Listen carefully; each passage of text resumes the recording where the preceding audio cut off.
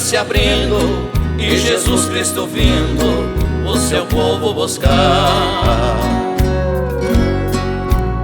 para o lugar que quando ele subiu, ele disse aos discípulos que vai preparar,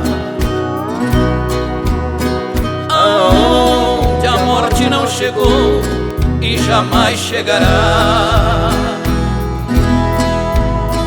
A cidade é verdadeira e linda, só louvor se ouvirá.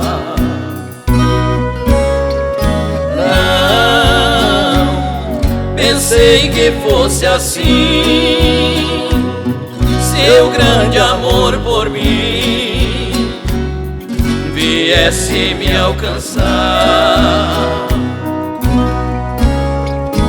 Mesmo eu sendo tão ruim, me pôs em seu jardim e vive a me regar.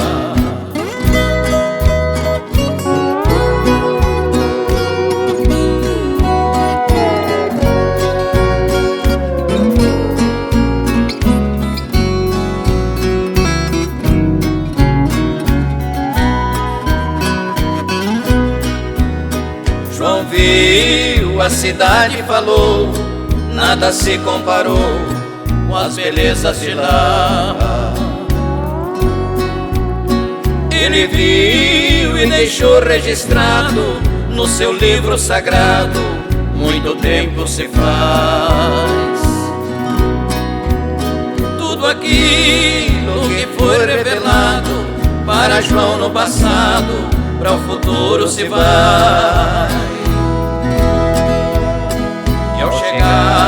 Nesta linda cidade não sofreremos mais.